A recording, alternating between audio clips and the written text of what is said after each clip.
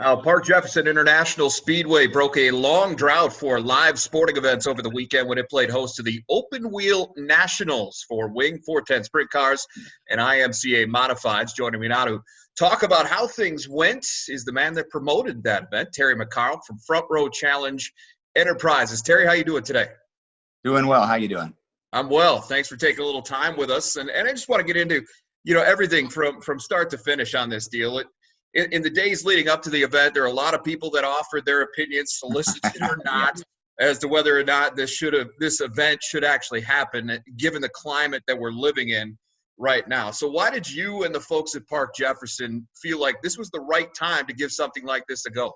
Well, first of all, the South Dakota governor is a great lady. We appreciate everything she's done, and the rules that you have are governed by there in the state of South Dakota are a little different than other states. And after reading her guidelines, Adam, the owner of Park Jefferson, gave me a call and thought that we met all the guidelines and that we could possibly have a race. So we looked it all over, talked with different people, talked with local government and sheriff's department, things like that. And we weren't breaking any laws. We met her guidelines, and so we went forward with it. Yeah, and I'm sure you expected a little bit of blowback. This type of thing, it's everybody's got something to say about these types of things, certainly. So how did you guys handle the negativity from those that didn't necessarily agree with why you wanted to do this? Well, I've been used to it. When you're a high profile, whether you're a race car driver or what, there's a lot of positives and a lot of negatives. And, again, we weren't breaking any laws. We met all the guidelines and then some. Actually, when we were going to have people in the stands, we went by all the CDC guidelines.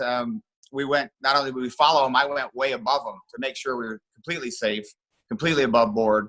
I think we could have had about 920 people legally in the grandstands. Up to the grandstands, people got to remember when they see these headlines, these people out of state, like 700 fans at an event. Well, it's not inside in an arena. It's an outside place that seats over 4,000 people.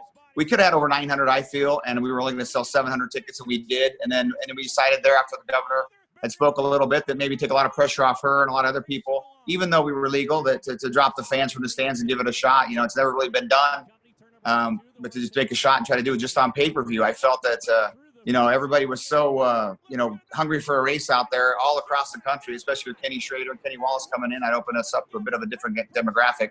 And we were lucky that American Shaman CBD oil came on board and Real Geese Silhouette Decoys helped out. And it's been a really good deal. I'm so proud of it. The people at Park Jefferson did such a great job. The track crew did excellent. The track was awesome. The race was awesome. The racers really, again, it's not illegal to walk around without a face mask, but everybody pretty much followed the rules and wore their face masks. We had the pit areas, of course, 10 feet apart. Every pit was 10 feet apart. We limited to 10 person per team, which 90% of teams didn't bring 10 people. And, when they went up in the grandstands to watch the races later, you couldn't go up without your mask on. So everybody worked really hard. All the teams, nobody complained. They worked real hard to follow the guidelines at the social distance the best we could. And, it ended up being an amazing race. I mean, we had an unbelievable field of modifieds, IMCA modifieds there. I mean, we had some great talent all over the board. And then the sprint cars, we had 4 teams from Pennsylvania, let alone Ophils came out all the way from California, 2 teams from Texas. So we had an amazing group of racers in both divisions, and I thought both divisions put on a great race. Again, proud of everything. The race was amazing. There was some crazy racing going on, and I hope this gets other tracks and organizations to start looking at really opening the door for more events. How important was it, do you think, to establish some sort of quote-unquote normalcy, just given what we are dealing with right now? I think besides normalcy, I think it gave people some hope. A lot of people are very depressed. A lot of people are stuck in their houses or not doing what we love to do. All the racers out there watching this show know it's what we do. It's what our families do. It's what we all do. And I can't hardly clean my shop anymore, and I can't clean my garage or pantry here at the house. But it's what we do, and just to see 4 teams from Pennsylvania come all the way out, that shows you how much they want. And I had a lot of teams from all over the country. We only that's the other thing we did is we limited it to 32 teams in each class, so we didn't have too many people in the infield. So to see the teams come from all over that came and how happy they were, like I said, I didn't hear a complaint from anyone about anything, and they were just all happy to be there. And so I think besides normalcy, it gave everybody a little bit of hope. It gave a lot of fans an opportunity to watch a real race and get things back to normal here, hopefully soon. Do you think with the way things went, the fact that you were able to pull this off and give people all across the country an opportunity, as you said, to see something live? It probably didn't matter what it was, whether it was racing or anything else. At this point, I think a lot of people were just that starved for live sports, and this certainly fits that bill. So do you think with how things went, that you've provided maybe a bit of a model here for other tracks, promoters, guys like yourself to follow, and maybe we'll see more of this? I think so. I think that's the bright spot to this thing, and that's what I was hoping for the most, to be honest with you, is to get – I know Oklahoma's going to have a modified race on Thursday night, I believe, and Texas is looking at opening up some places, and Iowa's governor came out today and said that on May 1st, Iowa tracks can open up without fans in the stands, basically what we did. That's a different thing. You know, we threw a lot of money. That's a tough thing for a racetrack, to throw away concessions in the grandstands and hope pay-per-view, sets. So that's going to be very difficult for a lot of tracks to do, but there's some who can do it.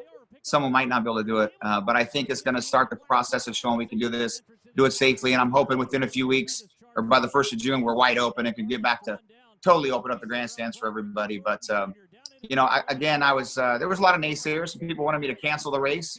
Some people wanted me to, I didn't realize that my son said this was happening, but I was kind of focused on promoting of it. But this was a worldwide event. And like you said, it was actually the only live sporting event, I think, going on in the whole world. I hope everybody out there is proud of what we did. I hope the other promoters are proud of what we did and can now find a way. That's where I think every governor has to have a different set of rules, and maybe even every county should have a different set of rules, because Chicago, Illinois is not the same as Farmer City, Illinois. So, I think each county really, or each governor for sure, needs to look at their situation and delegate the authority that way and try to open up all businesses, not just racing. But I miss my favorite restaurants. Well, now that this one's in the book, what's next for you? I don't know. We're trying to get through this one. I gotta get it. We didn't do we always do payoff that night. So, and there's a lot of bonus money. It was so awesome. The fans out there listening and watching. We're throwing out bonus money out to the drivers and for different situations, different finishes, hard luck, hard charger, that kind of thing, and made it a lot of fun. It's just going to be a lot of fun. But also, one thing I'm really proud of with Kevin Rudine, who was a big supporter of this event. Kevin put up a lot of extra money for the sprint cars, and there's a whole list of people who came on board. But Kevin especially was huge. And then Park Jefferson and myself and Kevin went together to give back to the community, and we're giving $1,500 to the local food bank. They're based out of Beresford, but they take care of Union County and yeah, what is it? Faith in Action. Faith in Action. I got my PR lady here. Faith in Action, the food bank, Lutheran Church up there in Beresford. Great people. So we're going to be sending them a check for $1,500 from this event, giving back to the community too, for community letting us do what we would love to do. All right, Terry. Well, hey, I appreciate you fitting us in and talking about it. I know you've been a busy guy getting ready for this, and still, as you said, still wrapping up the loose ends with it. But congrats on what appears to be a pretty solid event, and good luck to whatever comes next. Thank you. You might see another one coming out soon. Just keep your eyes open.